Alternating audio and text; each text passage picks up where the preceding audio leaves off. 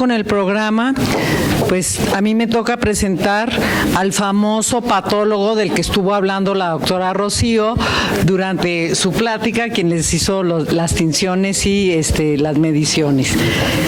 El famoso patólogo es el doctor José Sergio Cepeda Nuño, que es doctor en Ciencias Biomédicas con orientación en Inmunología por parte de la Universidad de Guadalajara y cuenta con una especialidad en Patología y Medicina Bucal.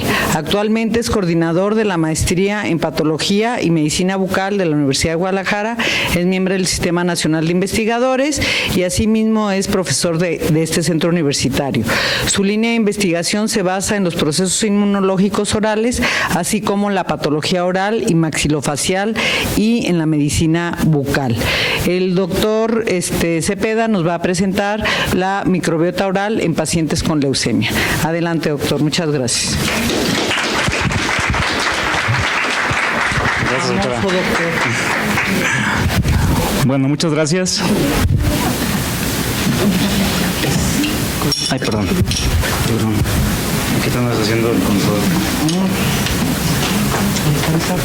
Ok, vale, déjame lo compuesto, que no se vaya a arreglar la pila. Bueno, muchas gracias, buenas tardes a todos. Muchas gracias a la doctora Mari, al doctor Vidal, a la doctora Lucy por la invitación. La verdad es que es un gusto, es un placer estar aquí con ustedes compartiendo un poquito de lo que hacemos nosotros.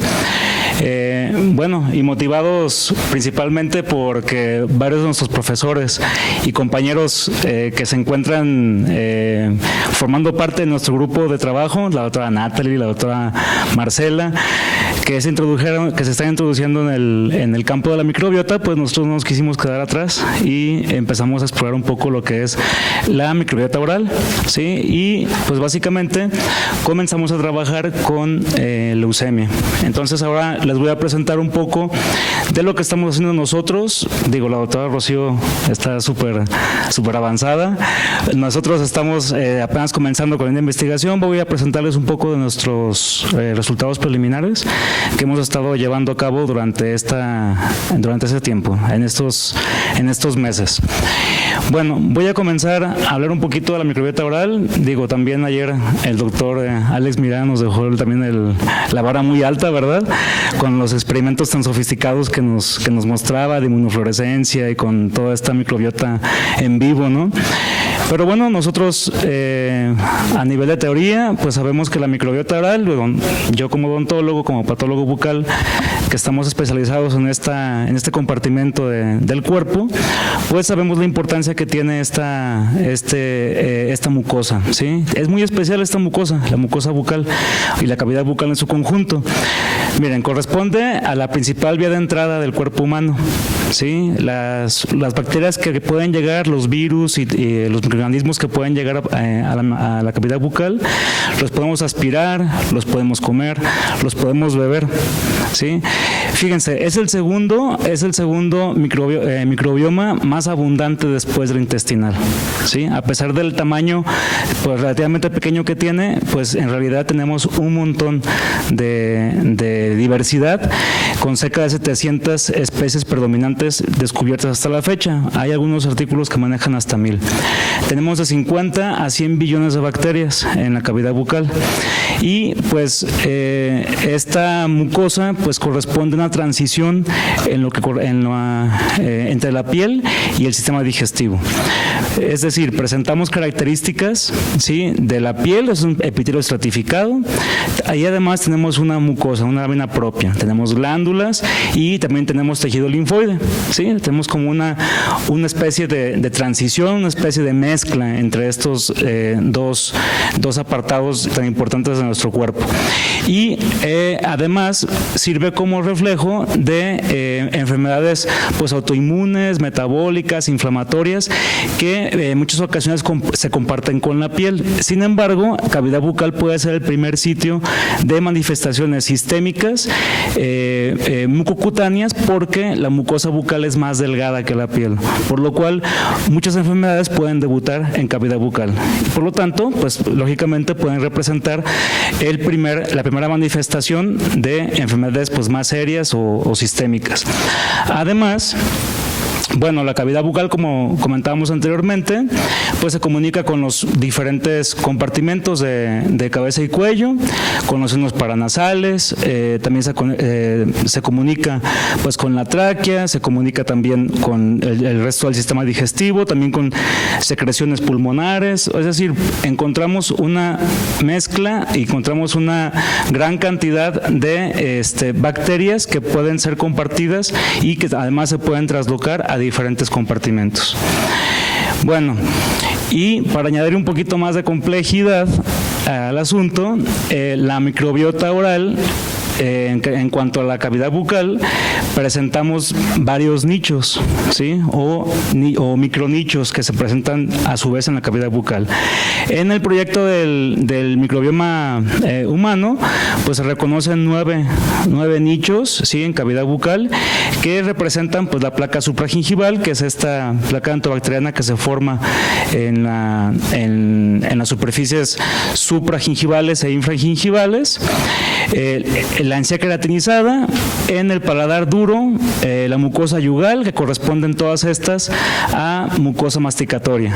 ¿Y esto qué tiene que ver? Bueno, pues que la masticación, la deglución, la fricción, el contacto con nuestras superficies, tejidos blandos y duros, pues van a ocasionar las condiciones para que se generen o se presenten especies bacterianas específicas. Las amígdalas palatinas, que son, pues como ya sabemos, parte del tejido linfoide asociado a mucosas, tal como sucede en el sistema digestivo, como parte del MALT. Aquí es donde comienza el MALT, de hecho. ¿Sí? El dorso lingual, que bueno, es una superficie muy queratinizada que está constantemente descamando, que también pues proporciona un nicho diferente. La orofaringe, bueno, que es ya la parte de la comunicación propiamente con la faringe, y la saliva, que bueno, se coloca como un nicho aparte porque parece ser que comparte ciertas características de todo lo que corresponde a la cavidad bucal, es decir, recoge bacterias de todos los nichos. Adiós. Creo que se pasó aquí esta presentación. Mira, más bien una disculpa. Creo que en esta versión me di cuenta que... Perdón. Ya estaba haciendo un spoiler. Bueno, y aquí, bueno, tenemos que el core o núcleo de la microbiota oral a nivel de filo, pues está constituida al 96% básicamente por 6 filos, que son los firmicutes, los bacteroidetes, las proctobacterias, actinobacterias, etcétera. Y bueno, una microbiota oral sana, ¿sí? O en eubiosis, está dominada principalmente por gram positivos, ¿sí? Eso es muy importante que lo tengamos siempre pues bien en cuenta. Y a nivel de género, pues encontramos pues también las principales bacterias, que en su gran mayoría van a estar compartidas con el epitelio nasal, y además también van a corresponder a bacterias gram positivas. Bueno, además de la caries y la enfermedad periodontal, que son las más estudiadas y que son las más también difundidas, ¿sí? En la cavidad bucal, pues encontramos pues bastantes enfermedades que pueden manifestarse en cavidad bucal. Más de 200 patologías se pueden presentar solamente en las mucosas, sin contar los huesos maxilares. Entonces, además de la enfermedad periodontal, que bueno, ya sabemos que es una enfermedad polimicrobiana, también compleja, que correlaciona con diferentes órganos y sistemas, pues encontramos otras patologías que se ven alteradas o que su microbiota se ve alterada, como es el líquen planoral. Es una enfermedad inflamatoria que correlaciona con la presencia de patógenos, la perimplantitis, ¿sí? La presencia de aftas recurrentes, las famosas aftas, o lo que a veces conocemos como fuegos, el COSE o carcinoma oral de células escamosas, que es el principal tumor maligno de la cavidad bucal, que se ha visto asociado a porfiromonas. Y pues encontramos además otro grupo de enfermedades sistémicas también muy amplias que correlacionan con diferentes bacterias que son gram positivas y gram negativas. Bueno, aquí se encuentran enfermedades metabólicas propias de la cavidad bucal, EPOC, las cardiovasculares, enfermedad de Alzheimer, como nos comentaba ayer el doctor Alex Mirá. Encontramos también asociación con la enfermedad inflamatoria intestinal, es decir, se comparten patologías con otras mucosas y con compartimientos superficiales como de piel. Y bueno, el desarrollo de la microbiota oral también, como se comentó y como lo expuso magistralmente el doctor Mira, bueno, este desarrollo de microbiota oral pues va a depender o va a estar influenciado muchísimo pues por el tipo de parto, también va a estar influenciado por el tipo de alimentación, por la leche materna. Aquí en esta imagen, bueno, en esta figura, estamos esquematizando las diferentes edades, lactantes, preescolares, adolescentes y adultos. En color naranja se encuentran las bacterias que disminuyen conforme se pasa de una edad a otra, y en color morado son las que aumentan, ¿sí? Al principio, bueno, en infantes la microbiota es menos abundante, también es menos diversa. Conforme vamos creciendo, vamos adquiriendo mayor diversidad, mayor abundancia. Esto va a estar influenciado principalmente, además de los hábitos, principalmente por el peso y por la talla de los infantes. Se ha visto que en niños, si bien es importante la higiene oral, sí parece ser que tiene más importancia los hábitos, el peso y la talla. Así que siempre que nos dicen que la obesidad se hereda, pues más bien lo que se hereda son los hábitos, ¿verdad? Y aquí pues es más importante los hábitos, el peso, que incluso el núcleo familiar. Y como comentaba, conforme vamos creciendo, va aumentando la riqueza, la diversidad, hasta que somos adultos, y otra vez cuando pasamos a la tercera edad, a la vejez, esa microbiota también va disminuyendo en riqueza y diversidad. Bueno, en cuanto a enfermedades pediátricas, ¿sí? También se ha visto que la microbiota oral, además de las clásicas de caries rampantes o caries más agresivas y enfermedad periodontal o gingivitis, también correlaciona con enfermedad celíaca, también correlaciona con la púrpura por IgA, ¿sí? Y con la enfermedad de Crohn. Como les comentaba, estas patologías pueden debutar o pueden tener las primeras manifestaciones en cavidad bucal, dadas las características anatómicas y los diferentes nichos que podemos encontrar en estas mucosas. Y bueno, también se ha visto que la microbiota oral correlaciona con las neoplasias hematolinfoides. Esto ha sido estudiado principalmente en adultos, sin embargo se ha visto también, aunque son muy escasos los estudios, que tiene o correlaciona con ese tipo de neoplasias malignas. Bueno, hablando un poco del cáncer infantil, el cáncer infantil, los principales tumores, los más frecuentes, son los de origen hematolinfoide, ¿sí? Los que se incluyen las leucemias y los linfomas. Y bueno, pues presentamos una incidencia cercana, bueno, dependiendo del país. En nuestro país podemos encontrar de 225, 220 por millón, ¿sí?, de habitantes, y la sobrevida, pues estamos en nuestro país también, estamos en aproximadamente el 50 al 60%.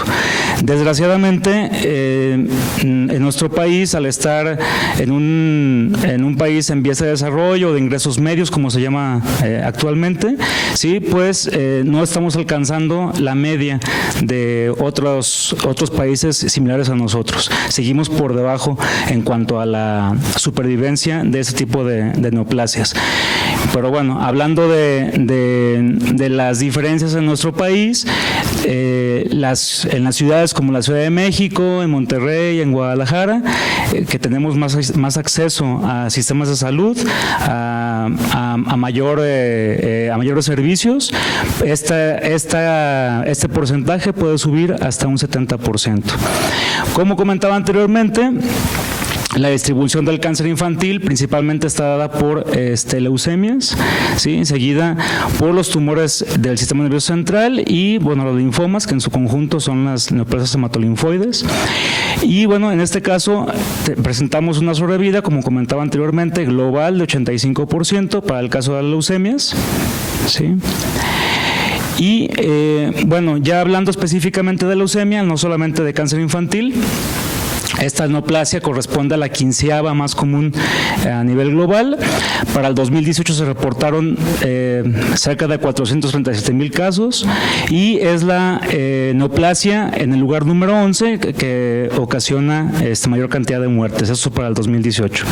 Y en su conjunto, bueno, las leucemias, aquí encontramos la incidencia y la leucemia más frecuente es la leucemia linfoblástica aguda, la cual corresponde a una transformación maligna y constituye una proliferación de células progenitoras linfoides en la médula ósea, en la sangre y en sitios extramedulares. El 80% de estas leucemias linfoblásticas agudas van a ocurrir en pacientes pediátricos, en niños, y a pesar de que tenemos una alta tasa de respuesta a la quimioterapia, en la fase de inducción solo el 30 al 40% de los pacientes adultos lograrán la remisión a largo plazo. De ahí la importancia que tiene, lógicamente, seguir estudiando y seguir poniendo atención a esta patología. Y bueno, como sabemos, el tratamiento para las leucemias, pues no es que hayamos tenido muchos cambios en el transcurso del tiempo. El objetivo de la terapia antineoplásica para este tipo de cánceres es la eliminación de las células lábiles, ¿sí? En la cual se incluye, pues, las células, o sea, esta eliminación de células lábiles va a ocasionar efectos dañinos indeseados en otros tipos de células lábiles, como son las de la mucosa bucal. Las células de la mucosa bucal son altamente lábiles, a diferencia de otras superficies mucosas o de la piel, y encontramos que entre los principales tratamientos incluidos para el abordaje de estas neoplasias, vamos a tener fármacos y agentes que tienen un efecto estomatotóxico, ¿sí? Estomato quiere decir boca o cavidad bucal, ¿sí? Para efectos de la diapositiva. Y bueno, dentro de estos agentes, los más utilizados, pues encontramos el metotrexato, el 5-fluoracilo, el cisplastino, que en su conjunto son de los más utilizados, insisto, para la terapia contra neoplasias hematolinfoides. Y la principal efecto adverso que encontramos con la quimioterapia es la presencia de la mucositis oral, ¿sí? La mucositis oral presenta una incidencia del 52% para quimioterapia estándar y hasta el 100% en pacientes que reciben altas dosis de quimioterapia o radioterapia, ¿sí? La mayoría de los pacientes que están bajo tratamiento antineoplásico van a desarrollar en algún momento algún grado de mucositis. La mucositis se clasifica del 1 al 4, el 1 es la menos severa, hasta el 4. Este cuadro o esta patología, este proceso, pues incluye un proceso infeccioso, un proceso inflamatorio, en el cual vamos a presentar úlceras, vamos a presentar eritema, costras, que pueden llegar a dificultar la deglución, también dificultan la hidratación correcta. Esta aparición de mucositis puede ocasionar la suspensión del tratamiento, por lo cual pues puede poner en riesgo la vida de los pacientes, ¿sí? Esta, de hecho, es de las principales factores asociados a la mortalidad de un paciente que se somete a quimioterapia. Y bueno, hablando un poco de la fisiología o la patofisiología de la mucositis oral, aquí en esta parte encontramos el epitelio normal, en la cual pues se consta de un epitelio escamoso, estratificado, que puede ser queratinizado o no queratinizado. Las zonas no queratinizadas son las que más frecuentemente se ulceran, ¿sí? Llámese la mucosa del carrillo, la mucosa labial, lo que es también la parte del vientre de la lengua, que son mucosas más frágiles, más delgadas. Y bueno, en esta mucosa normal, pues vamos a encontrar pues bacterias comensales, como ya dijimos, muy abundantes, que van a favorecer pues una eubiosis y van a tener una función de mantenimiento de la integridad y de una correcta señalización. Aquí también hay un componente muy importante de tolerancia inmune, ¿sí? Que hay un intercambio de citocinas, hay un intercambio de factores de crecimiento que participan junto con el epitelio para que el tejido conectivo pueda también participar en la nutrición de esta mucosa. Hacia la lámina propia, pues es una mucosa muy vascularizada, ¿sí? Por eso es que comentaba anteriormente que mucha de la patología inflamatoria pues puede tener asiento en esta mucosa, gracias a toda esa cantidad de capilares que podemos encontrar y que se pueden sufrir una activación en un proceso inflamatorio. Bueno, cuando tenemos un agente quimioterapéutico, como ya comentaba, el objetivo de la quimioterapia pues es eliminar las células lábiles, las células sanguíneas malignas, quiero decir, y pues va a incluir pues también el daño al DNA de las células más recambiables, las células lábiles, que son los queratinocitos.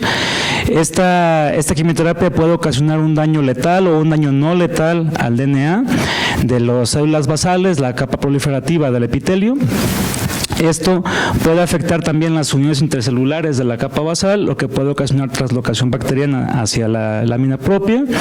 También se van a generar pues un pulso de especies reactivas de oxígeno que van a promover pues el reclutamiento de citocinas proinflamatorias, también la activación del NF de capa B, ¿sí? Que bueno, pues ya sabemos que amplifica, señaliza para más de 200 genes que principalmente tienen una señal proinflamatoria, ¿sí?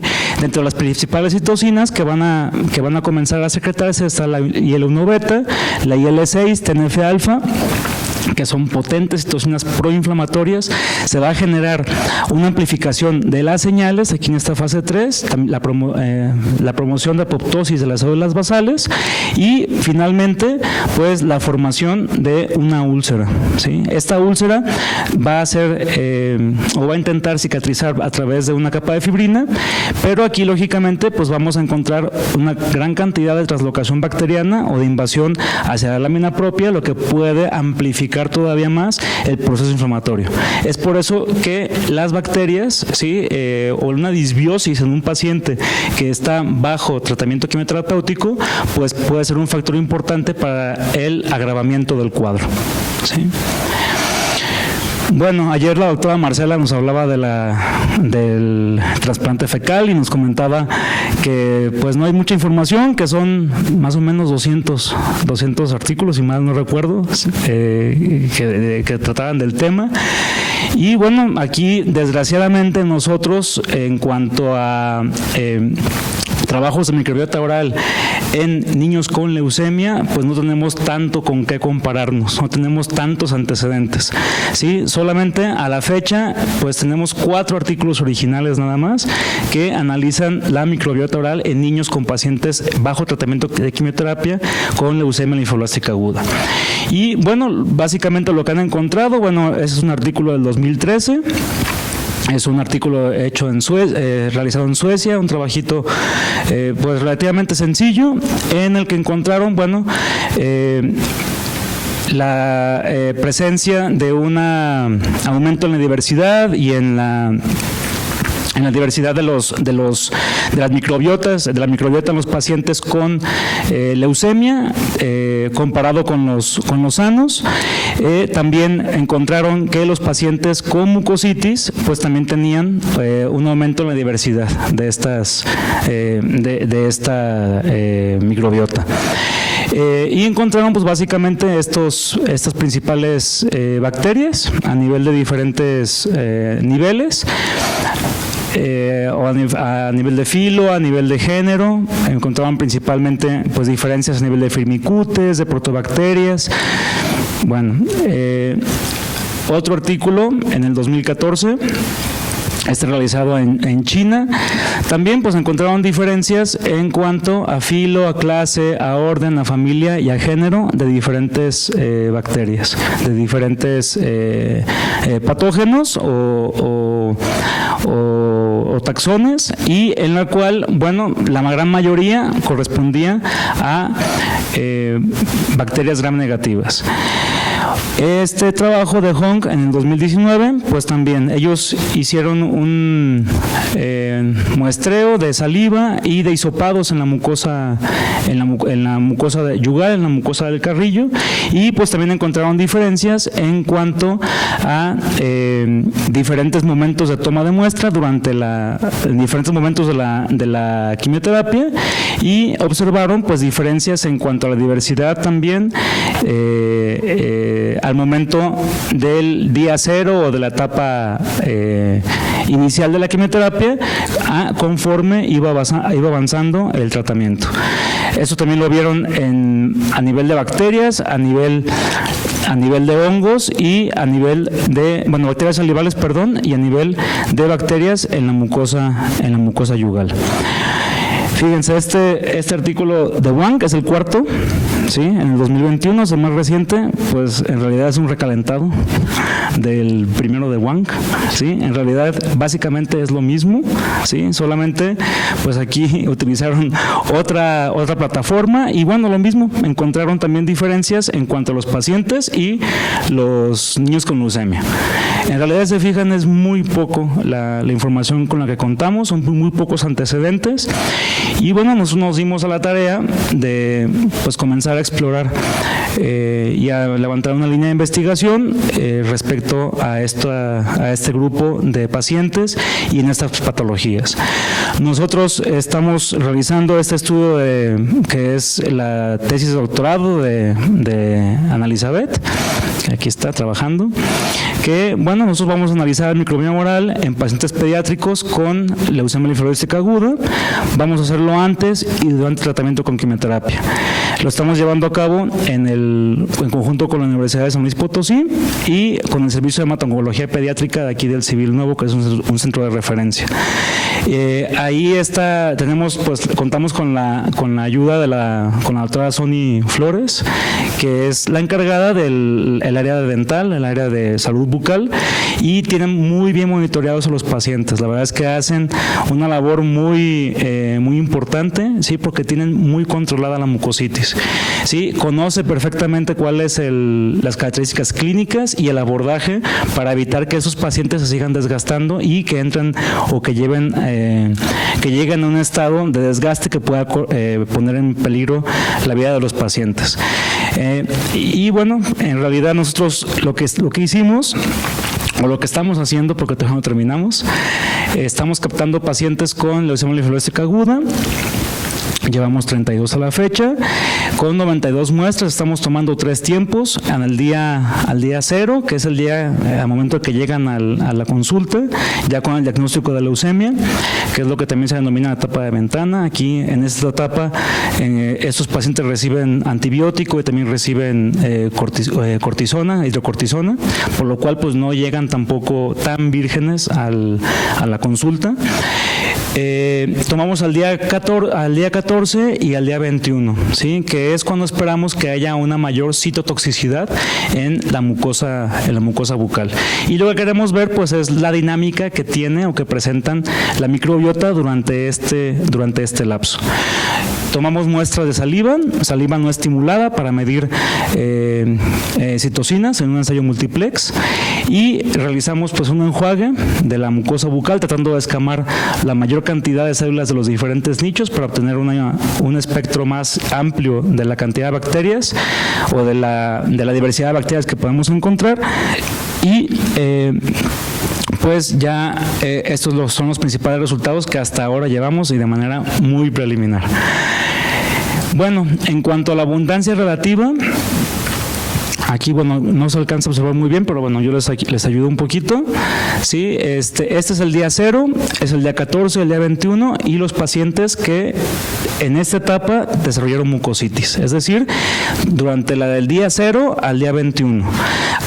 Y aquí quiero ser, bueno, muy enfático, ¿sí?, en comentarles que en el caso del Hospital Civil Nuevo, en el servicio de hemato-oncología, ¿sí?, la etapa donde desarrollan más mucositis los niños es en la etapa de mantenimiento, ¿sí?, que dura hasta los 2 años, ¿sí?, porque en esta etapa, que aunque es la más estomatotóxica o con mayor probabilidad de desarrollar mucositis, como les comenté anteriormente, los tienen muy bien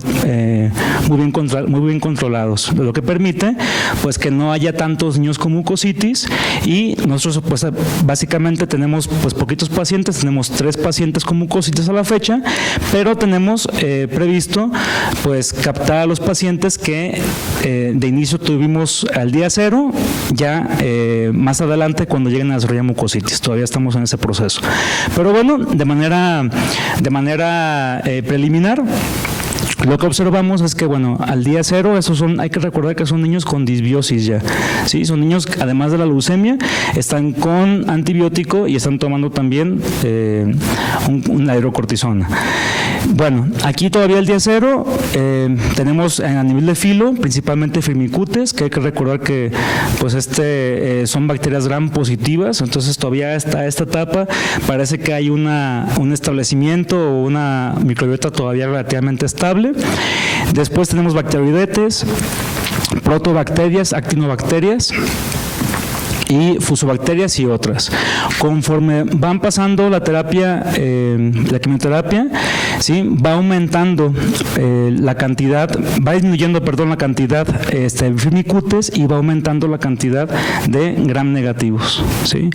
Para el día 21 esto es más evidente, y ya cuando se presenta una úlcera, cuando se presenta ya la etapa de la mucositis, pues aquí esta abundancia relativa, ¿sí?, la composición de estos filos pues ya cambia absolutamente, ¿sí? Y vamos a tener ya una predominancia de bacterias gram negativas, ¿sí?, que es lo que ya esperamos en un proceso proceso inflamatorio, ¿sí?, como podríamos ver en aftas, o podríamos ver en herpes, o podríamos ver en enfermedad de Crohn, por ejemplo, que son enfermedades ulcerativas amplias en la cavidad bucal.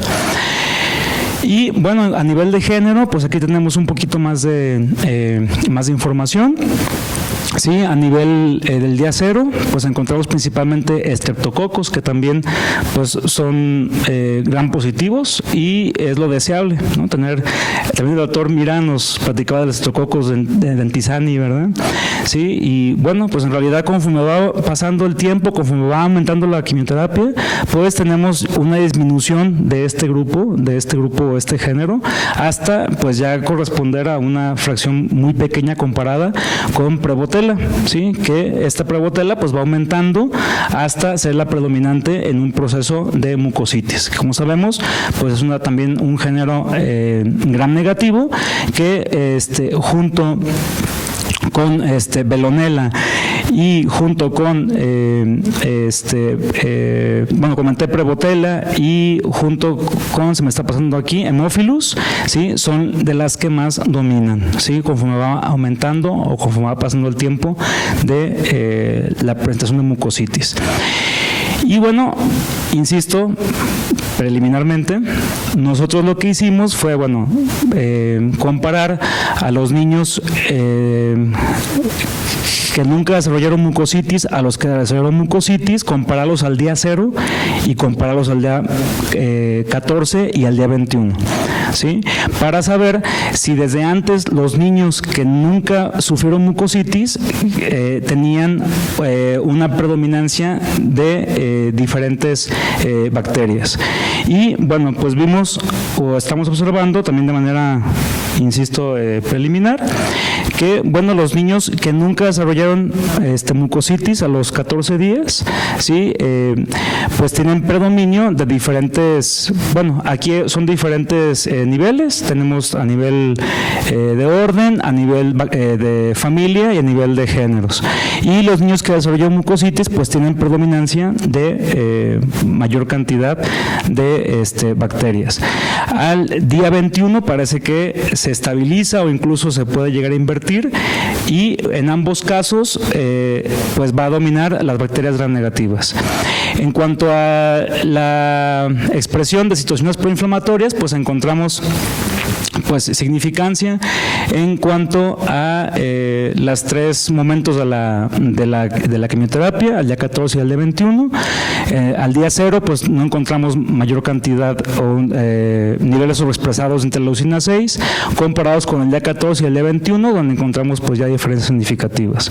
Y aquí tenemos pues una figura, una imagen donde tenemos las correlaciones positivas, que son menores a 0.05, en azul las correlaciones negativas y en rojo las correlaciones positivas, en la cual, bueno, pues encontramos, hay que recordar que son pacientes que, y son pacientes al día 0, esta es una toma basal, ¿sí? Y hay que recordar, pues, que al tener disbiosis, pues vamos a encontrar, pues, correlaciones con interleucina 6 y las relaciones con diferentes bacterias, principalmente, insisto, gram negativas.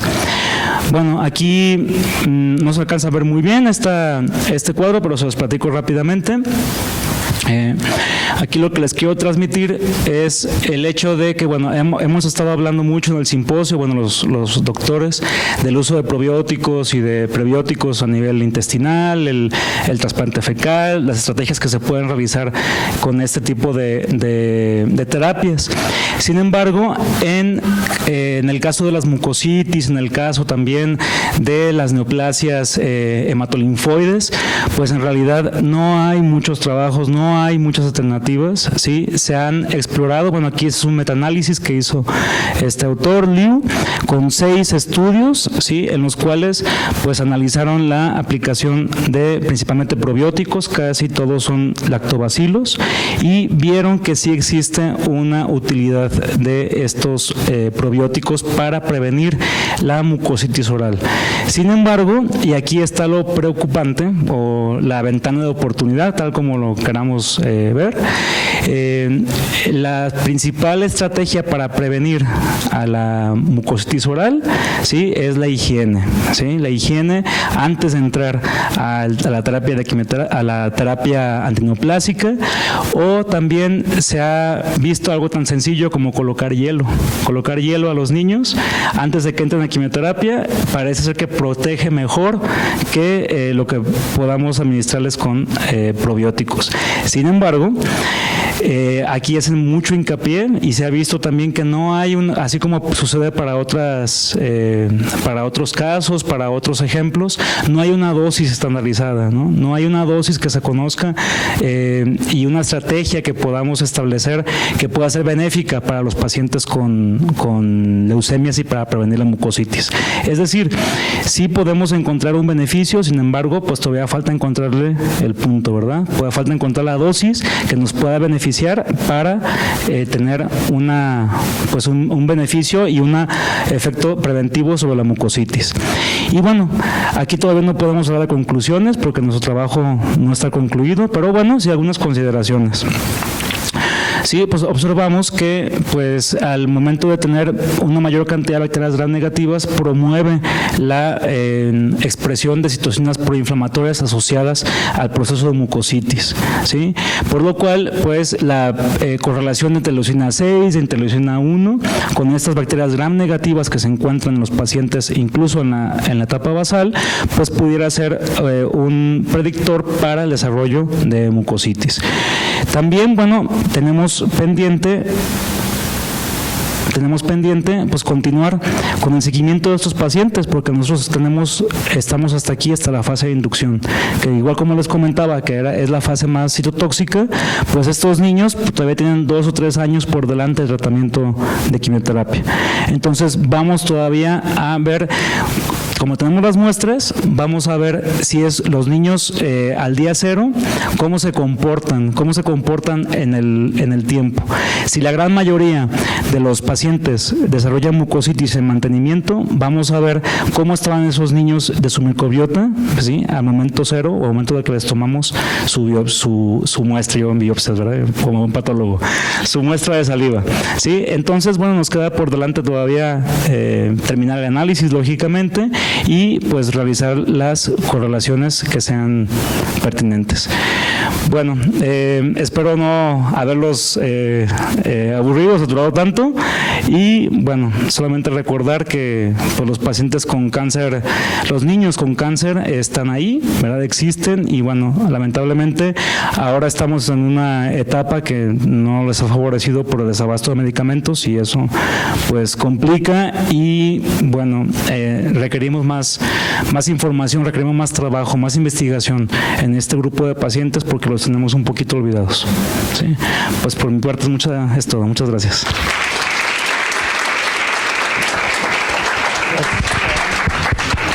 Muchas gracias, doctor Sergio. Queda abierto a preguntas o comentarios la presentación del doctor Sergio. Sí, doctor.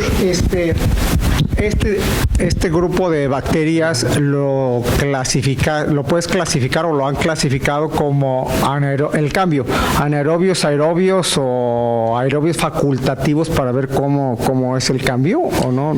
Sí, nosotros todavía estamos a nivel de género. Ajá. Sí, todavía no hemos analizado a nivel de especie, sí, pero lo que hemos observado es que la mayoría de los géneros que están aumentando conforme pasa el tratamiento con quimioterapia son anaerobios, ¿sí? Que es lo que sucede también, que son los principales preodontopatógenos, por ejemplo, ¿sí?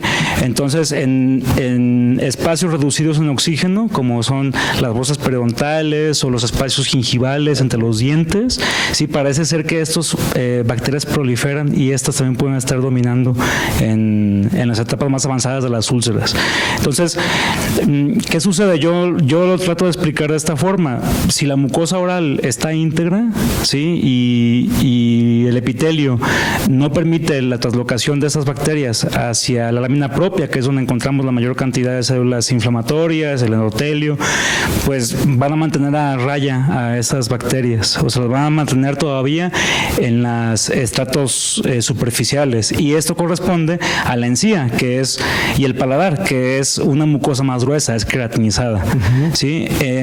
Entonces, cuando se ulcera, estos microorganismos, esas bacterias son más proinflamatorias que las que pudieran ser las aerobias, por ejemplo, y no tienen tanta oportunidad de proliferar en una úlcera, ¿sí?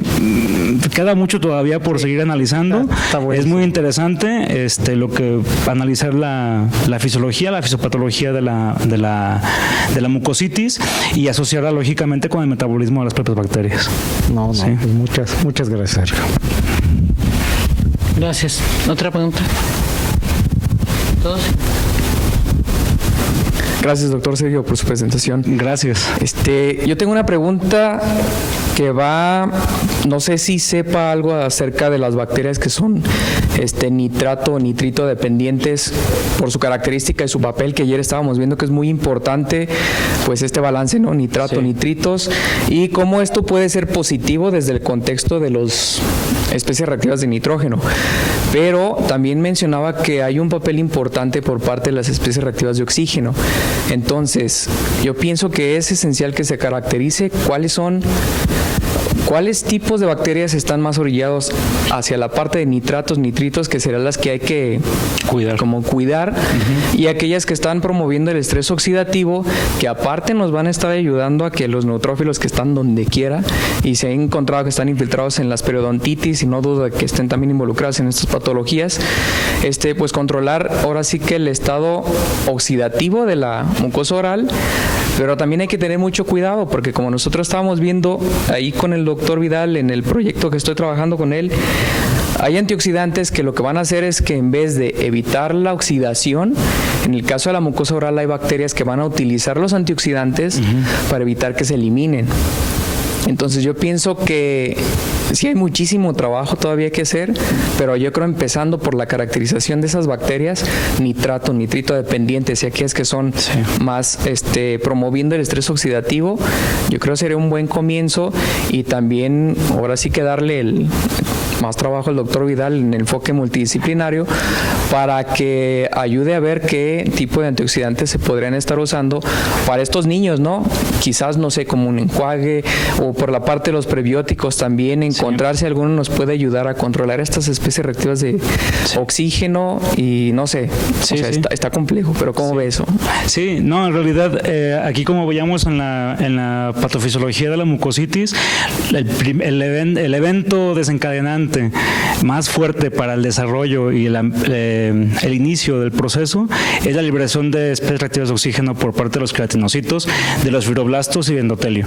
Entonces, si tenemos una microbiota, no es el único, ya sabemos que es multifactorial, o sea, depende de muchas cosas, de la genética, de la propia nutrición, de la composición del epitelio, hay muchas cosas que influyen para el desarrollo de la mucositis, pero bueno, si sumamos tener una microbiota más estable, una microbiota pues ahora sí, como estábamos comentando, con más gram positivos, que no generen esporas, o sea, que tengan un metabolismo más tranquilo y que puedan favorecer o tengan un efecto prebiótico, o que los prebióticos puedan favorecer su crecimiento, pues va a ser mejor siempre para mantener estable esta comunidad bacteriana.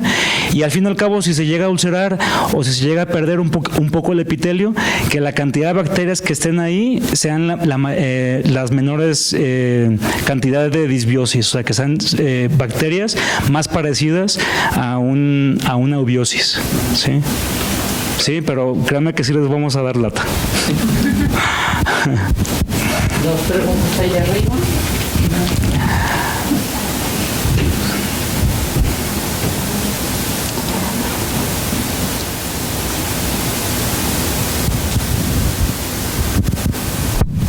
Doctor, muchas gracias. Me parece muy interesante el proyecto y lo que más interesante me parece la parte de poder darle seguimiento a los pacientes para ver pues cómo se restablece la microbiota, sea favorable el pronóstico o no sea favorable para el paciente. Y mi pregunta va más enfocada a qué porcentaje de niños desarrollaron mucositis a lo que va de su proyecto y si piensan incluir más pacientes en el proyecto. Sí, nosotros, como comentamos en la primera etapa, que van de esta toma de muestras de los 0 a los 21 días, solamente vimos 3 pacientes con mucositis, ¿sí? Solamente en esta etapa, pero como comenté anteriormente, en la etapa de mantenimiento, que es la más larga, es cuando se espera que desarrollen mayor cantidad de mucositis. Y sí, vamos a continuar con la toma de muestras y en realidad aquí en el civil, a diferencia de lo que pasa con otros servicios, incluso aquí mismo en México, pues como los tienen también cuidados, los tienen también con muy monitoreo, cuidan mucho que no presenten efectos adversos de la quimioterapia, como es la neutropenia, que es uno de los principales disparadores o contribuidores para el desarrollo de mucositis. Pues en realidad aquí el porcentaje de mucositis es bajo, es entre el 30 al 40% comparado con el 80-60% que vemos en otros servicios. Además, la severidad de las mucositis aquí en el civil, en el servicio de hematoncología, la severidad es más baja, por lo mismo, porque está mejor controlado, así que bueno, ¿sí? Pero de cualquier forma, pues vamos a poder observar de los niños, efectivamente, que vamos siguiendo en estos 2 años que llevamos tomando muestra, vamos a ver de los que desarrollaron mucositis, cómo empezaron, a ver si sus comunidades bacterianas se correlacionan con el desarrollo a futuro de mucositis. Pero sí, esa es una de las perspectivas que tenemos. Sí, muchas gracias. Y la última pregunta.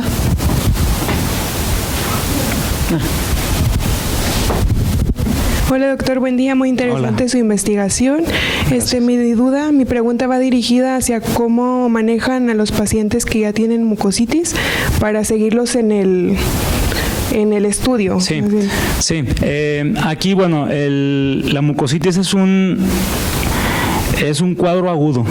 ¿sí? Que una vez que cesa el pulso de la quimioterapia, esperamos que aunque no le hagas nada al paciente, que la mucosa oral se reconstituya al cabo de 15, 21 días. Sin embargo, no vamos a esperar, no se hace eso. ¿Sí? Lo que se hace es pues dar terapia con antibióticos, también se les da antifúngicos e incluso antivirales, ¿sí? Porque por la gran cantidad de bacterias que encontramos y microorganismos que pues van a estar infectando o que van a estar atacando a las fondos de esas úlceras, pues de manera profiláctica se da esos medicamentos. Cuando ya está ulcerado, lo que se da son tratamientos solamente, se me está yendo la palabra. Reactivos no, se me está yendo la palabra. Paliativos no, esa es la palabra, perdón, que yo así subí en mis clases también, después me acuerdo. Pero sí, en la noche voy a decir, ya me acordé cómo era la palabra. Pero bueno, bueno, es un tratamiento que se da para curar el dolor, ¿sí? Que es solución de Filadelfia, que es hidróxido de magnesio, y también se acompaña de antimicótico y por ahí un antihistamínico para eliminar la inflamación.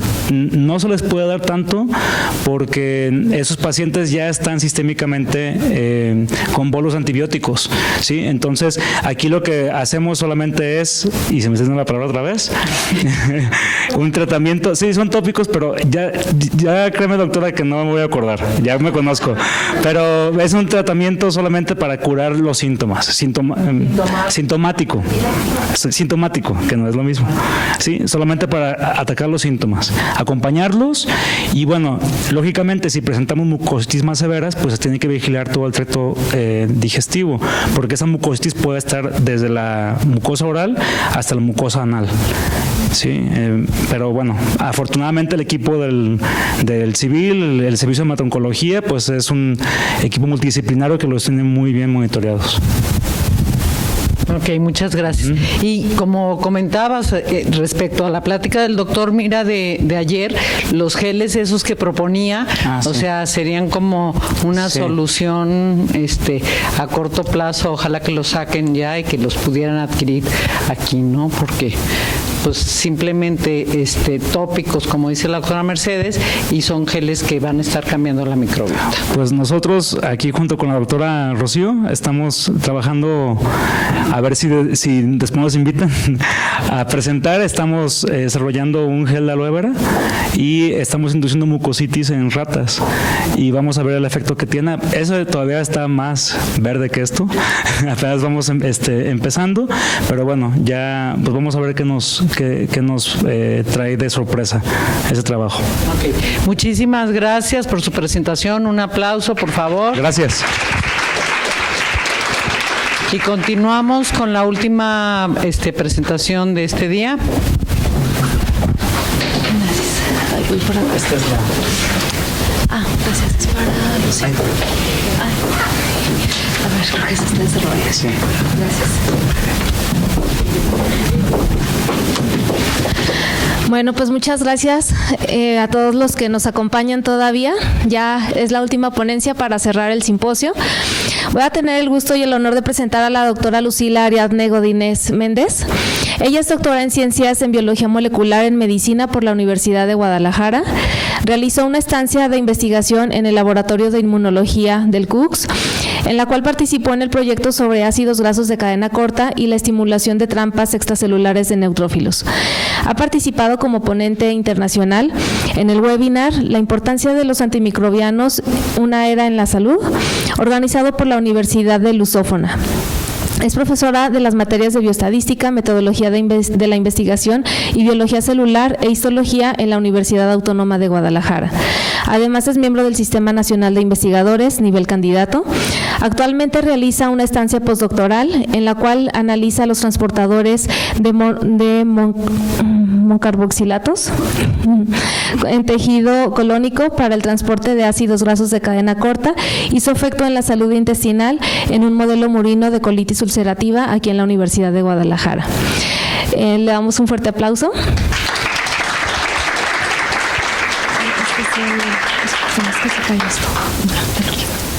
Muchas gracias por la presentación. Bueno, el día de hoy les voy a hablar sobre la microbiota intestinal y su papel en la colitis ulcerativa. Entonces vamos a ir abordando los aspectos de cómo la microbiota influye para el desarrollo de la colitis y como todos los aspectos que pueden desencadenar que una persona pues desarrolle colitis ulcerativa. Ok. Bueno, primeramente la colitis ulcerativa es una enfermedad inflamatoria del intestino. Esta se caracteriza principalmente por generar una inflamación en lo que viene siendo el recto y se va a distribuir de manera proximal hacia las siguientes partes del intestino. Entonces genera una inflamación de la mucosa y submucosa. Esto genera pues complicaciones clínicas en los pacientes que pues les pueden generar diarrea, sangrados esporádicos o la excreción del moco que se encuentra recubriendo la parte colónica. Es una enfermedad multifactorial, ya que influyen diferentes tipos de factores como factores genéticos, alteraciones en la respuesta inmune, cambios en la microbiota intestinal y alteraciones en la barrera epitelial. Vamos a ir desarrollando cada uno de estos factores y ver cómo predisponen al desarrollo de la colitis ulcerativa. Ok, primero que nada hablemos un poco de la prevalencia de la colitis ulcerativa.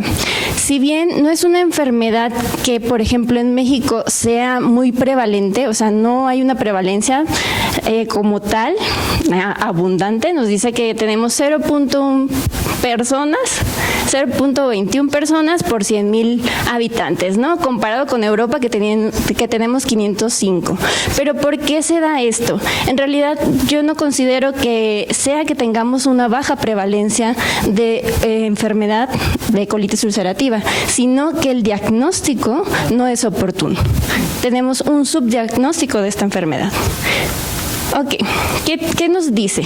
Bueno, a lo largo de las diferentes décadas, desde 1980 hasta 2019, podemos encontrar cómo se han ido aumentando en América Latina el aumento considerable de los números de casos de colitis ulcerativa, teniendo en el año entre 2010 y 2019, 2.003 casos solamente para esta enfermedad. Si bien no suenan como bastantes, pero son muy importantes. Ok, ¿cuál es la edad promedio de diagnóstico? En México vamos a tener un promedio de diagnóstico entre los 17 y 40 años de edad. Sin embargo, hay un periodo mayor en el cual puede ser después de los 60 años. Entonces, dependiendo de las características y de los factores asociados al desarrollo de la enfermedad, es cómo se va a desarrollar esta. Ok, ¿cómo encontramos la colitis ulcerativa aquí en México?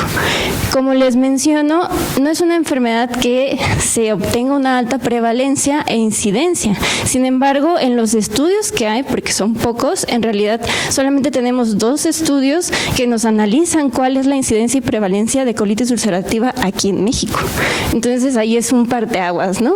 Para empezar. Entonces te dice, bueno, si analizamos desde el 2000 al 2015, vemos cómo las tasas tanto de incidencia como prevalencia han ido aumentando.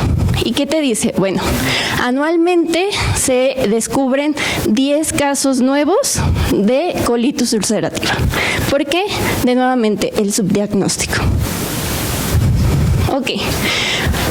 Haciendo referencia a esto, decimos, uno de los factores importantes para el desarrollo de cáncer colorectal es la presencia de colitis ulcerativa. Pero ¿qué te dice México asociado a este cáncer? Te dice, ok, en México es la tercera causa de muerte el cáncer colorectal en pacientes mayores de 60 años, pero es la primera causa de muerte en hombres de entre 30 y 59 años. Entonces, aquí es donde les pregunto, bueno, ¿la colitis ulcerativa en verdad tenemos tan baja prevalencia cuando tenemos la tercera causa de muerte por cáncer colorectal? Ok, dentro de estos estudios te dicen, ¿cómo es que puedes predisponer al desarrollo del cáncer? Te dice, de acuerdo a cuando se diagnostica la colitis ulcerativa, tenemos periodos de ventana y te dice, bueno, ¿cuánto tiempo dura la enfermedad? Entonces te dice, bueno, en los primeros 5 años de que te diagnosticaron, se asocia al 1.5% del desarrollo de cáncer colorectal, siendo la mayor tasa, obviamente, a mayor tiempo de colitis ulcerativa. Cuando yo tengo 20 años del diagnóstico, nos refieren que hay cifras del 4.46% de cáncer colorectal, pero hay otros estudios que nos dicen que puede ser hasta del 18%. Ok. También nos dice que el 15% de los pacientes que tienen colitis ulcerativa mueren de cáncer colorectal. Y otra característica es que la presencia de esta enfermedad asocia a un desarrollo temprano del cáncer de hasta 10 años menos que si fuera de forma esporádica. Ok, ¿cuánto nos cuesta? Si bien en México, como ya vimos, no hay una prevalencia, pues no hay un costo como tal destinado a la colitis ulcerativa. Pero en países como América del Norte o Europa, destinan hasta $15 millones solamente para el tratamiento de esta enfermedad. Entonces, de ahí su importancia. Ok, bueno, vamos a ir desarrollando esta parte de los factores que se asocian a la colitis ulcerativa. La primera causa es que nos dice, bueno, los factores genéticos te dicen, si yo, por ejemplo, tengo el gen de colitis ulcerativa y tengo mis hijos, tienen la probabilidad de 4 veces más de desarrollar la enfermedad. Y te dice, bueno, ¿cuáles son los genes implicados en esta enfermedad? Principalmente son genes asociados a la inflamación y al reconocimiento de patrones de microorganismos. Entonces te dice, bueno, voy a alterar lo que vienen siendo factores desde moléculas de adhesión hasta moléculas asociadas con la producción de citocinas. Por ejemplo, ¿dónde está el apuntador? Ok, aquí está. Nos dice TNF-alfa. TNF-alfa tiene un polimorfismo en el cual tiene una baja prevalencia en México. Te dice TNF2 es un alelo que se presenta, pero que si se presenta, condiciona el desarrollo de la enfermedad. Entonces, esto es muy importante, porque el desarrollo de estos polimorfismos y de la modificación genética condicionan al desarrollo de la colitis ulcerativa. Ok. En este estudio nos proponen que ciertos genes pueden funcionar como biomarcadores para determinar si hay una actividad hacia la colitis ulcerativa o hacia el desarrollo de cáncer. Entonces es como que nos plantean como en qué punto me encuentro y si tengo la predisposición para mantener un estado de colitis o progresar a un estado de cáncer.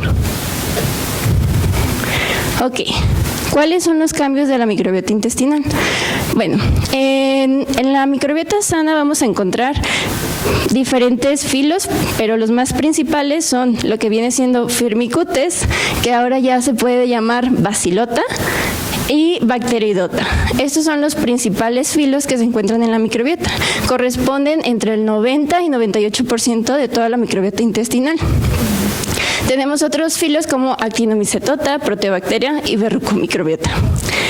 Las características o las especies específicas de estos géneros es lo que mantiene la estabilidad de la microbiota. Por ejemplo, en Actinomycetota pues tenemos las famosas bifidobacterias, o en Verrucomicrobiota ya nos han hablado bastante de Akkermansia, ¿no? De esta bacteria que pues se alimenta del moco intestinal y favorece la producción de butirato. Ok, pero ¿qué pasa en la colitis ulcerativa? En la colitis ulcerativa bajan principalmente los firmicutes, en la cual nos dice, bueno, si se supone que son el principal filo que corresponde o integra la microbiota y estos disminuyen, ¿qué es lo que está pasando?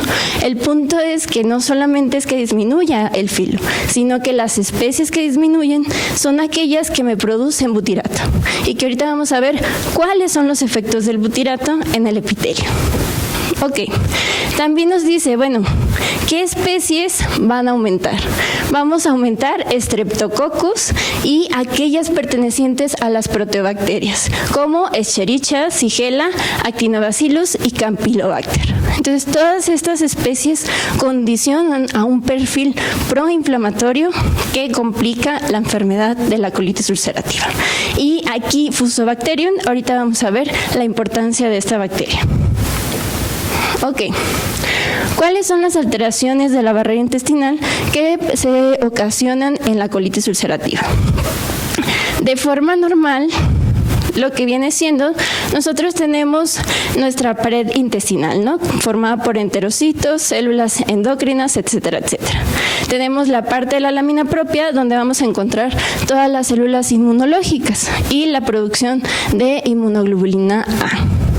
En esta parte tenemos el lumen, en donde se va a encontrar la capa de moco y también las bacterias intestinales. Entonces, ¿qué hacen estas bacterias intestinales? Bueno, una microbiota saludable te dice, bueno, llega la fibra, producen ácidos grasos de cadena corta y generan la salud intestinal. ¿Cómo lo hacen? Bueno, a través de la estimulación o activan de manera controlada lo que viene siendo el sistema inmune. Permiten tener lo que vienen siendo células T helper, pero también tienen el control a través de las células T reguladoras, ¿no? Entonces te dicen, bueno, mis células T me pueden producir citocinas proinflamatorias, pero voy a tener mis células T reguladoras que prácticamente contrarrestan este proceso. Pero ¿qué pasa en la colitis ulcerativa? Entonces te dice, bueno, cuando hay una disrupción de la microbiota, o sea, cuando genera un proceso de disbiosis, ya vimos que se disminuyen mis bacterias que me producen butirato y esto a la vez disminuyen las bacterias que favorecen la producción de ácidos grasos, hace que por tal los ácidos grasos disminuyan. Y los ácidos grasos de cadena corta son una fuente importante para el mantenimiento de la salud del epitelio. Entonces, ¿qué hacen estos ácidos grasos? Por ejemplo, participan en la expresión de las proteínas de uniones estrechas, que ya nos explicaba la doctora Rocío, que son las que mantienen el epitelio adherido, ¿no? Entonces, evitan el paso de moléculas o de la misma microbiota. Entonces, ¿qué pasa? Si yo bajo los niveles de butirato, estas celulitas no tienen ni su fuente de alimento y a la vez se alteran los marcadores de expresión de estas células o de estas proteínas y uniones estrechas. Entonces, si me bajan las proteínas y uniones estrechas, permito la permeabilidad intestinal y la translocación bacteriana. Eso me genera la activación del sistema inmune y genero la desregulación entre lo que me controlaba. Tengo mayor cantidad de células activadas y una menor cantidad de células que pueden contrarrestar esta parte. Pero también, ¿qué pasa? Hay ciertas bacterias específicas, como por ejemplo Klebsiella y Fusobacterium nucleatum, que son bacterias que predominan en la colitis ulcerativa y que lo que generan es una sobreexacerbación o que producen mayor inflamación. Por ejemplo, también Fusobacterium nucleatum se ha visto que es una de las bacterias que generan o que predisponen al desarrollo del cáncer colorectal. Entonces, de ahí la importancia. Ok. Como nos decía ayer la doctora Nati, se ve complejo, pero si nos vamos despacito, la entendemos, ¿no? Entonces nos dice, ok, tenemos lo que viene siendo nuestra capita de moco y tenemos la microbiota intestinal, que no solamente es compuesta por bacterias, sino ya sabemos que es hongos, virus, parásitos, etcétera. Entonces nos dice que, bueno, constantemente nuestras células inmunes que se encuentran en la lámina propia van a estar siendo monitoreadas o van a estar teniendo un monitoreo de la microbiota a través de los MAMS. ¿Qué es esto? Patrones asociados moleculares a microorganismos. Entonces, todos los microorganismos que integran la microbiota generan esta preactivación de mis celulitas. Entonces te dice, bueno, las células dendríticas, su función es estar muestreando estos antígenos del lumen y me permiten la preactivación de células T. Entonces te dice, bueno, estas células T a la vez pueden activar a mis células B y permitirse el desarrollo de las células plasmáticas para el desarrollo de mi inmunoglobulina A secretora. Y de esta forma, pues la inmunoglobulina mantiene también la estabilidad del epitelio. Entonces, también nos dice, bueno, a la vez estas células T pueden generar células T reguladoras y un fenotipo TH2 que actúan como un efecto antiinflamatorio. Ok, pero ¿qué pasa cuando hay una disrupción de la microbiota? O sea, aumento los niveles de proteobacterias, disminuyo Firmicutes y Bacteroidetes y a la vez la producción de ácidos grasos de cadena corta. Entonces, ¿qué estoy haciendo? Bueno, a la vez de esto, estoy alterando mi perfil de expresión de proteínas de uniones estrechas, permitiendo permeabilidad intestinal, translocación bacteriana, y que estoy ocasionando que se me active mi respuesta inmune. ¿Qué estoy haciendo? Estoy activando una respuesta TH17, TH1, produciendo inflamación intestinal. De ahí que se promueva todavía más la activación a través de lo que vienen siendo los PAMs, que vienen siendo patrones moleculares asociados a patógenos, ¿no? Entonces, la diferencia es que uno es de mis microorganismos totales en mi epitelio sano a mis microorganismos patógenos, ¿no? Mis patobiontes, E. coli, Shigella, que están en el intestino. Entonces, estas bacterias crecen y actúan como un patobionte. Entonces, promueven que se genere mayor inflamación y con ello la producción de citocinas y una inflamación crónica. Recordemos que en la colitis ulcerativa este estado de disbiosis se mantiene. Entonces, es una inflamación constante. Lo que genera es que esta inflamación, ya nos lo decía el doctor Fariñas ayer, genera cambios en la expresión de las moléculas y daño en el DNA. Entonces, si yo promuevo el daño del DNA y en el cambio de expresión de moléculas que mantienen la salud del epitelio, ¿qué voy a generar? La tumoración. Voy a permitir que estas células muten y se genere el desarrollo del cáncer del colon. Entonces, a la vez, la activación y la producción de este patrón, pues va a condicionar todavía más a la complicación de la colitis ulcerativa.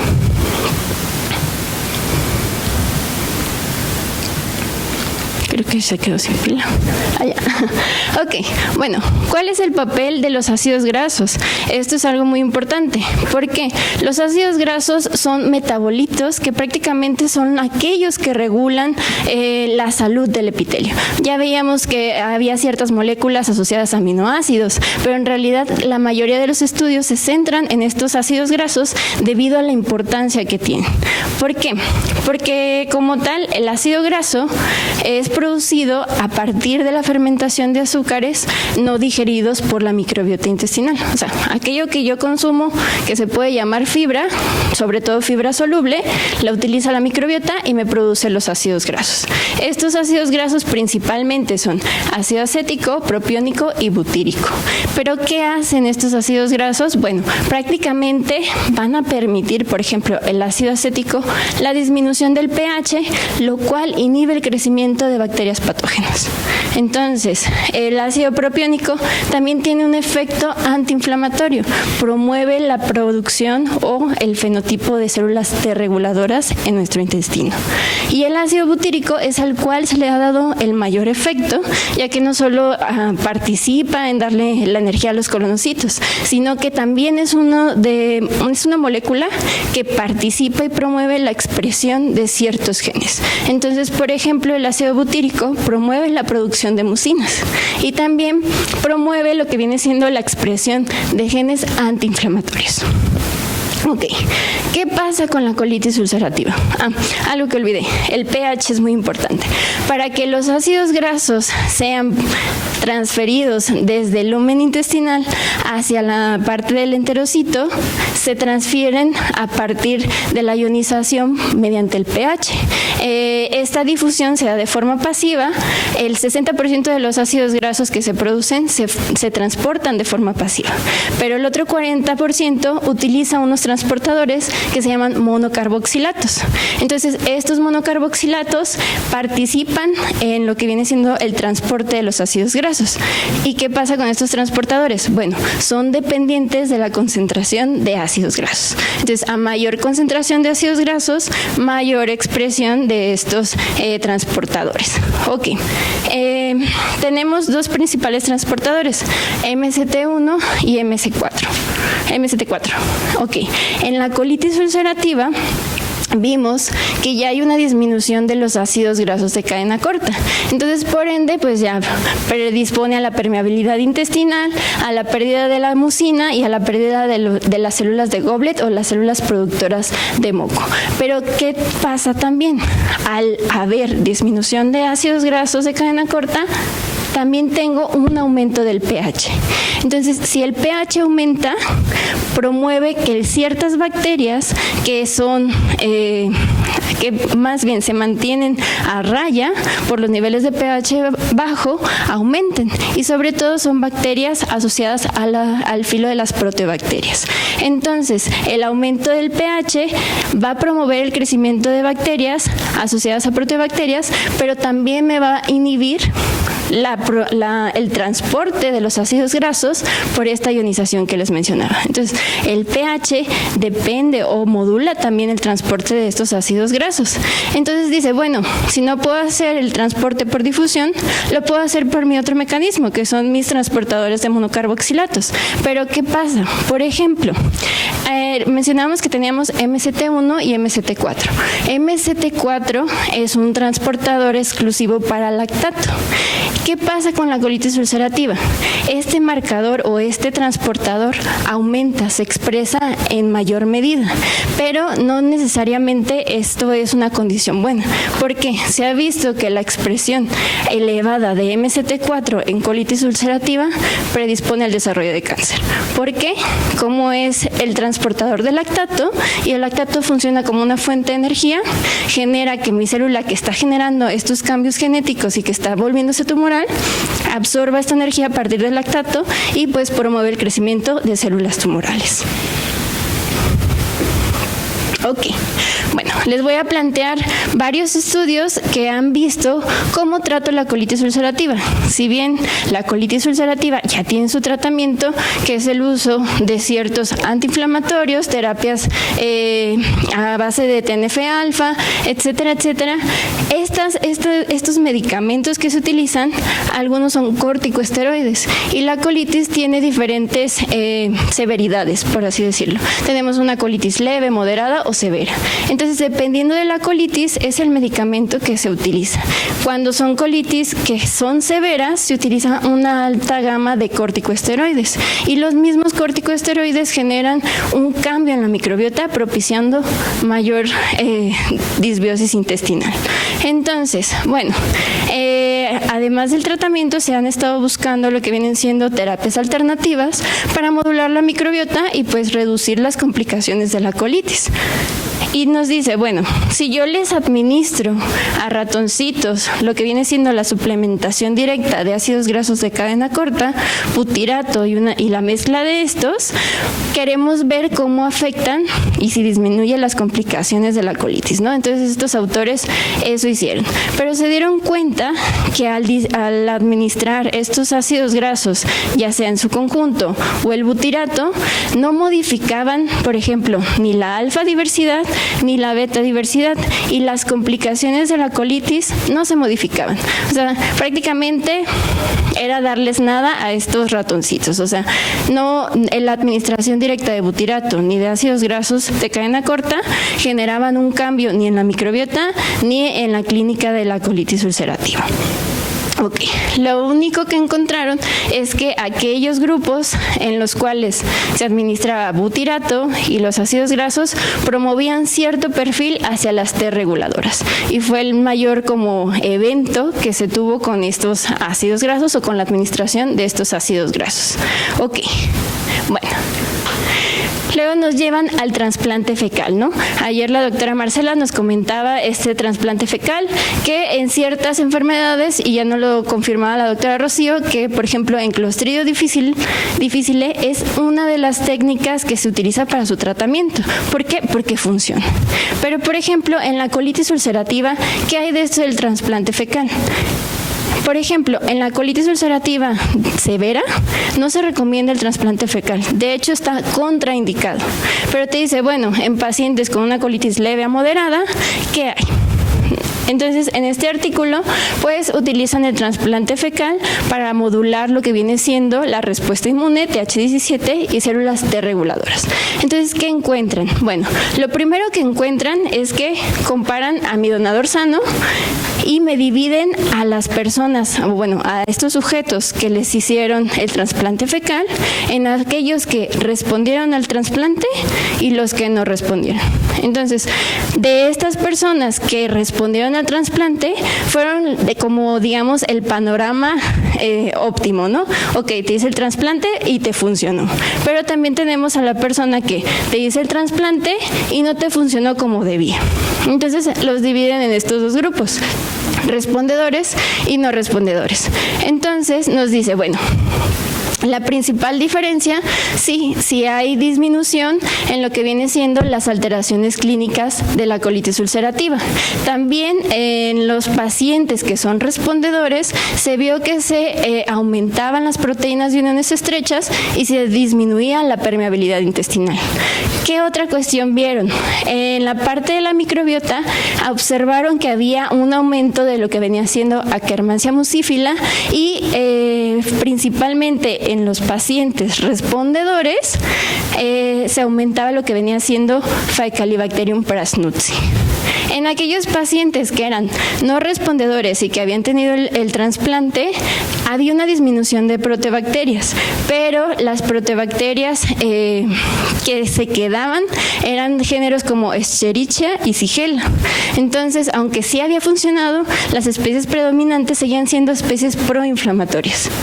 Ok, el mayor hallazgo que encontraron en este artículo, además de que se promueve lo que viene siendo en pacientes respondedores, la expresión de lo que vienen siendo células T reguladoras, también fue que asociaron o pudieron asociar la cantidad de Faecalibacterium prausnitzii con las características clínicas. Entonces nos dice, a mayor cantidad de Faecalibacterium prausnitzii, mejor o menor es el daño de la colitis ulcerativa. Ok, pero si ustedes se fijan, lo que quiero que se recalque es, por ejemplo, los ácidos grasos administrados directamente, pues no generaron un cambio. Trasplante fecal, unos sí respondieron, otros no respondieron. Entonces, ¿qué hay de los prebióticos? Ok, este fue un trabajo que nosotros realizamos en el cual administramos galactoligosacáridos de Lupinus albus en un modelo de ratoncitos.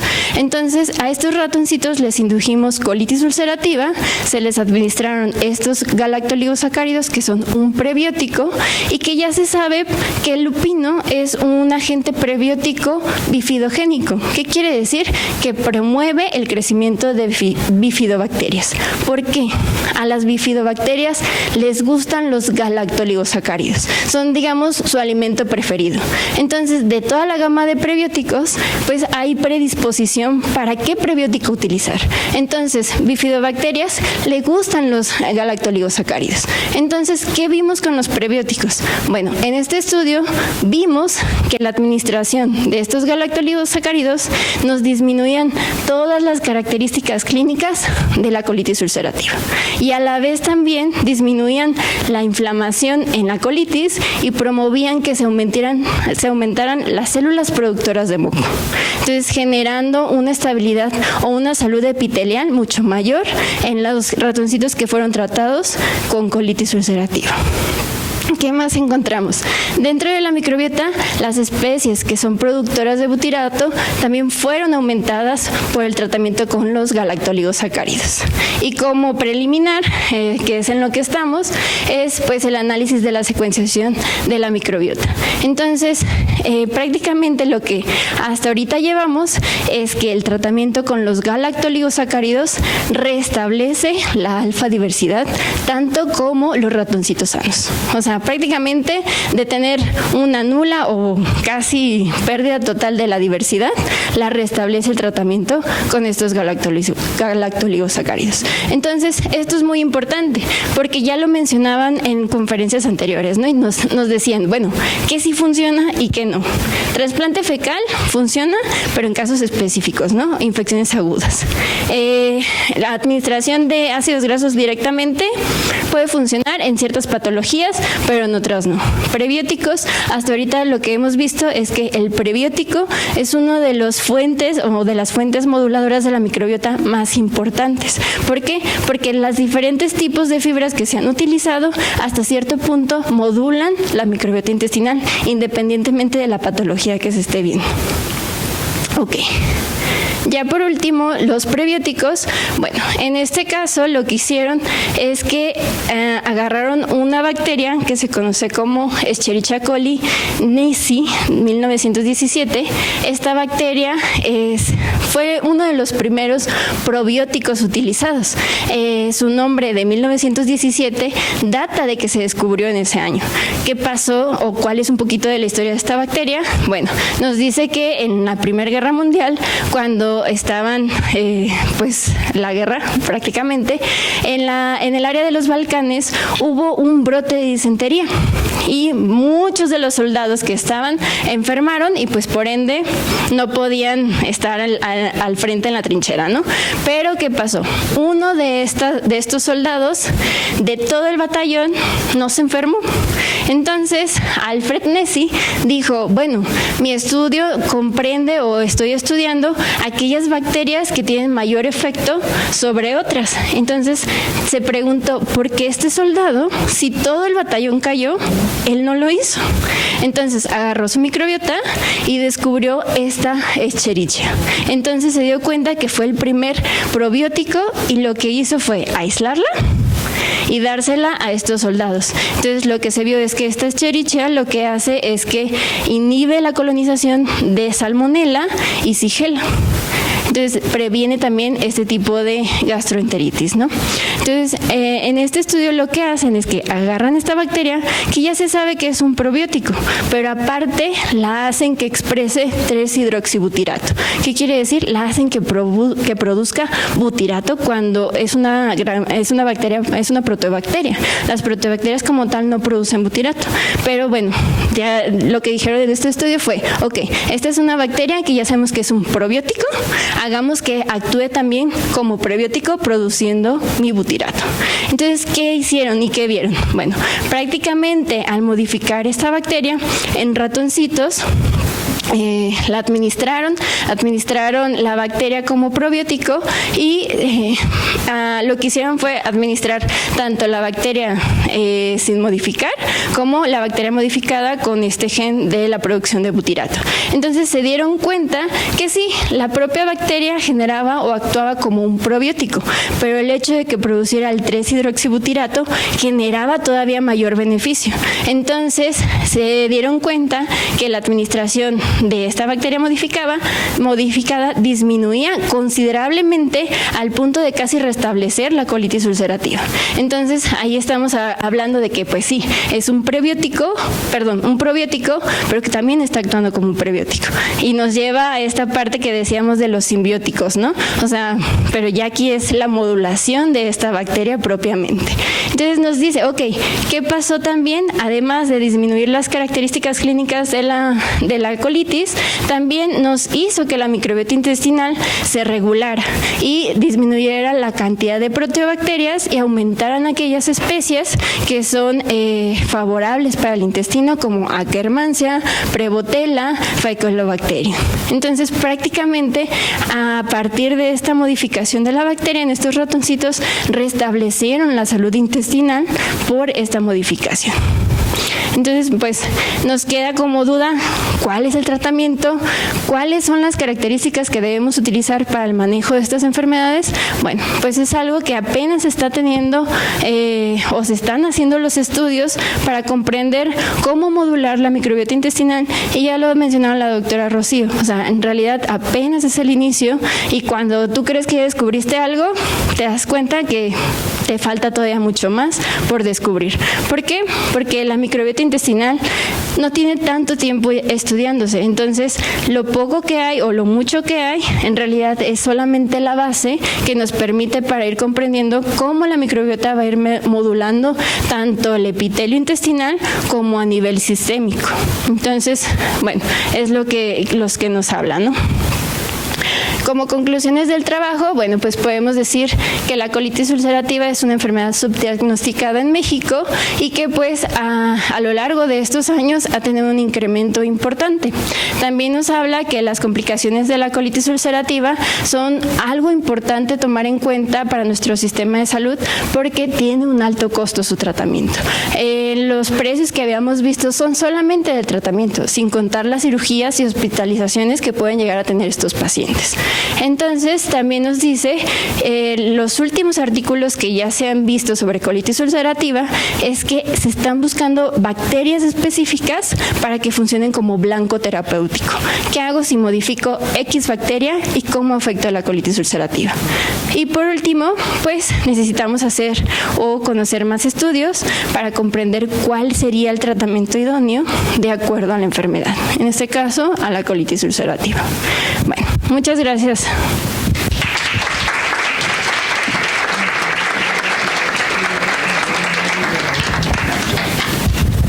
Muchas gracias y excelente ponencia de la doctora Lucila. ¿Hay alguna pregunta? Simple la pregunta, lo he estado pensando en varias ocasiones aquí. Han estado hablando de la importancia del ácido butírico, acético y propiónico, y cuando la doctora Rocío nos presenta la proporción 60-20-20, y ella es la primera que presenta concentraciones, y está hablando de concentraciones de 1 a 2 miligramos por gramos de ese, que es muy poco. Sin embargo, ahorita que te escucho, el propionato se utiliza mucho en la industria, se venden toneladas, es decir, viene en el pan, es un conservador del pan normalmente. Helm y Merck venden toneladas de propionato. Entonces aquí dicen, bueno, pues desde Fariñas, Mira y pasando por la doctora Rocío, dicen, es bueno el propionato, pues se lo come el enterocito, se lo come el hepatocito, ¿verdad? El ácido, entonces mi pregunta, el propionato en el pan como conservador, porque en el pan se utilizan toneladas, ¿eh? O sea, ya no estamos hablando de miligramos, estamos hablando de gramos. Gramos, los que conocen de composición de alimentos, y es propionato de sodio o propionato de calcio. Entonces, los que conocen de composición dicen que el pan mata dicen que por la parte de la glucosa, pero lo que no saben es que la primera fuente de sodio, aparte de la salicita que le aventamos, es el pan.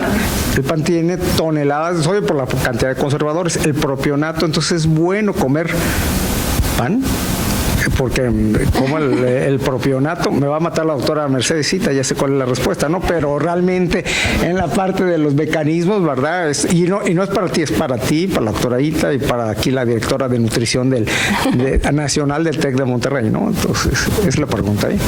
Sí, bueno, en realidad sería ver cuál es la biodisponibilidad que hay del propionato, porque lo menciona, es propionato de sodio, ¿no? Entonces, propiamente sería ver, ¿pasa la barrera? Entonces, si pasa, a lo mejor sí serviría como modulador de esta barrera epitelial o de los mecanismos que se implementan en el propionato. Pero como tal, pues, o sea, consumimos muchísimas cosas, por ejemplo, la leche, también personas que consumen leche, pues consumen ciertos ácidos grasos en los cuales pueden encontrar también pequeñas cantidades de butirato y propionato, pero no en esas concentraciones. Entonces, sí estamos en el consumo de alimentos teniendo estas concentraciones de ácidos grasos, pero hasta ahorita no me he metido a revisar, la verdad. Es como qué factor de la dieta asociado a ciertos alimentos promueven, o más bien la concentración de ácidos que tiene la dieta, cómo afecta a la microbiota y si tienen implicación en la barrera epitelial. Entonces sí sería algo muy bueno saberlo, y pues en este caso yo creo que es principalmente la asociación, o sea, si el propionato viene disponible para que pase la barrera, pues sería algo importante saberlo, porque sí se usa como conservador y sí son toneladas las que se utilizan en panes de comerciales del osito acá. Entonces sí se utiliza. De hecho, el olor característico del pan es el propionato. Es el propionato. Y antes de que me mate la doctora Ita, el acetato se puede usar en el aceite a la vinagreta. Ajá, en el famoso vinagre. Mediterránea. Estamos hablando de propionato y en acetato, que estamos también tomando gramos.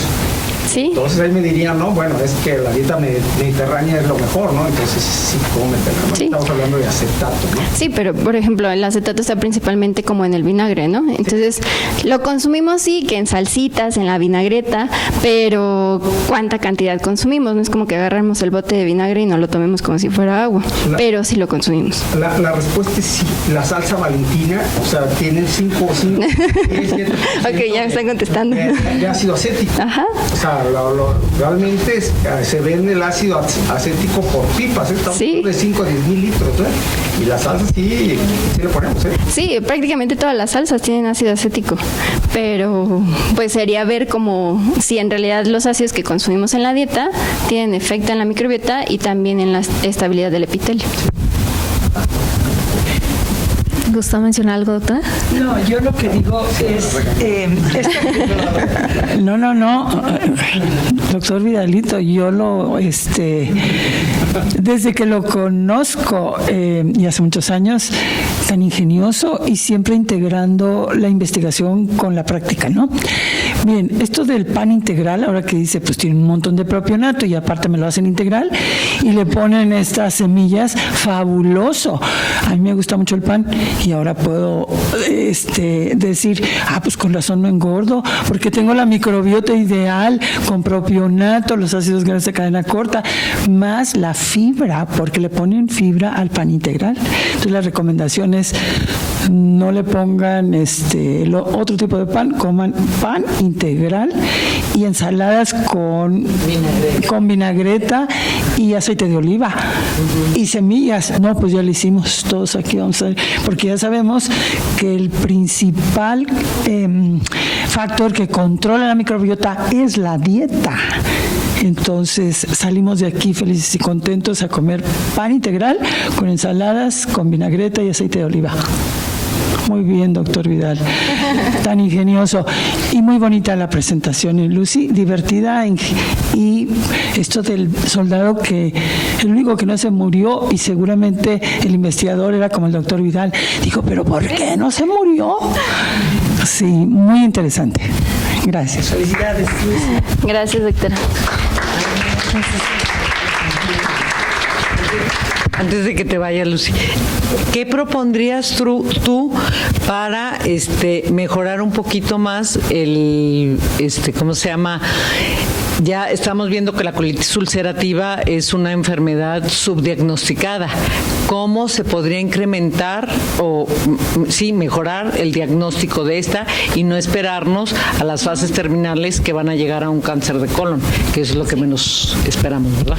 Pues de hecho sí me quedé pensando en esta parte de cómo podríamos diagnosticarla de mejor medida, y creo que la forma más fácil es creando como conciencia en la población de que, porque es como que me siento mal y no le tomo la importancia, ¿no? Es como que, mi buscapina y ya me duele la pancita y la buscapina o el antiinflamatorio, ¿no? Entonces, empezar a crear conciencia, ¿cómo está mi asociación con la alimentación? Si consumo algo, ¿me inflamo?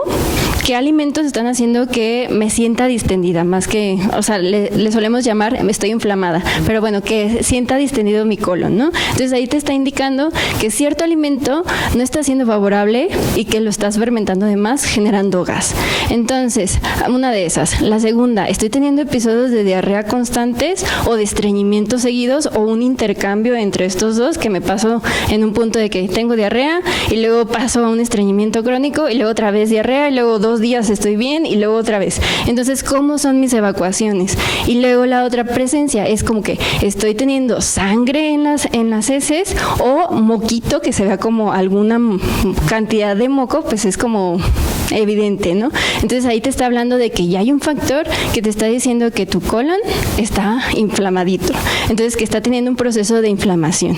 Entonces creo que esa es la primera, hacer como conciencia en la persona de checa cómo está tu digestión, checa cómo estás yendo al baño, cómo te sientes después del consumo de ciertos alimentos. Y la segunda, cuando voy al médico, el diagnóstico. Yo médico, ¿cómo se siente hoy? ¿Cuántas veces hace el baño al día? ¿Cómo son sus deposiciones? ¿Su consistencia es suave, súper dura, aguada, agua? Entonces, la parte clínica en el diagnóstico, que es una serie de preguntas, me va a ir indicando cómo se encuentra mi población. Y puedo ir diciendo, estas personas que me están teniendo una constante distensión, una constante inflamación en el colon, pues me pueden estar desarrollando tal vez una colitis ulcerativa, o tal vez estoy en la base de la colitis y todavía no llego al proceso de ulceraciones o una ulceración severa que me condiciona pues ya el desarrollo del sangrado, la anemia y todas las complicaciones, ¿no? Hasta llegar a una pérdida de la cirugía por el colon, ¿no? O sea, quitar el colon por cirugía. Entonces creo que esa es una de las partes que debemos de empezar a generar conciencia en la población y también a hacer una serie de diagnósticos en la práctica clínica que son una serie de preguntas que nos van a ir indicando cómo se encuentra la salud del paciente. Gracias. Un último comentario. Creo que esta parte de la concientización en la población es muy importante porque no estamos acostumbrados, van a decir que, pero estamos entre comunidad médica, hay que observar nuestras evacuaciones, hay que observar la cantidad y la calidad de la orina, porque muchas veces pasan desapercibidas infecciones de vías urinarias altas. ¿Por qué? Porque no tenemos esa costumbre de observar cómo orinamos o, en este caso, cómo defecamos. O sea, yo creo que eso debería ser como una práctica diaria, antes de jalarla, observar y preocuparse y ocuparse, ¿no? O sea, gracias, muy bonita plática. Gracias a usted, doctora. Si ya no hay alguna otra pregunta, pues los invitamos a que se queden para la clausura. Va a ser en estos momentos. Y también para que firmen su registro de salida, por favor. Ayer se me fueron, entonces hoy no se me van, por favor. Vamos,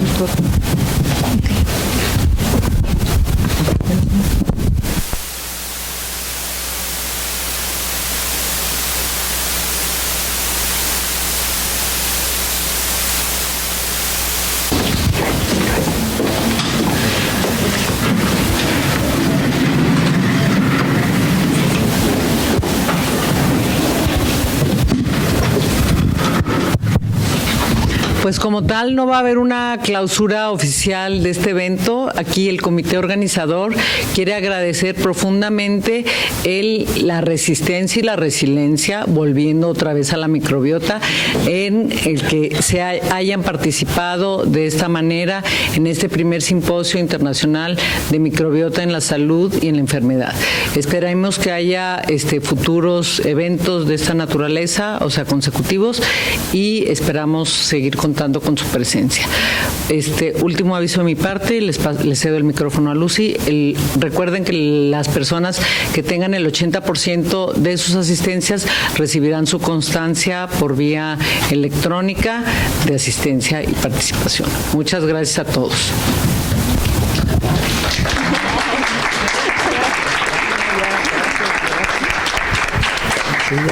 Sí. Pues para cerrar, pues muchas gracias por la resistencia. Yo creo que aprendimos mucho, ¿no? En mi caso yo aprendí mucho de todos. Son temas en algunos casos muy complejos. Desde el patólogo, Nati, cómo maneja la parte de la diversidad, cómo vimos al doctor Fariñas, ¿verdad?, manejar toda la parte del sistema inmune y todo un monstruo en esta parte. Nosotros apenas estamos empezando. Pero yo pienso que lo bonito es que para todos de donde vengan, aquí la Universidad de Guadalajara está abierto para todos, y sobre todo para los jóvenes, pues ya pueden ver qué pueden hacer y qué les gusta, ¿no? Entonces, en esta parte, sean nutriólogos, sean cirujanos, sean odontólogos, sean patólogos, ¿verdad? Ya vieron que en esto se pueden insertar en lo que quieran hacer, ¿no? Entonces, en este momento, pues doy oficialmente clausurado esta parte y les mandaremos su constancia vía correo electrónico. Entonces, un aplauso para todos y para ustedes, ¿no?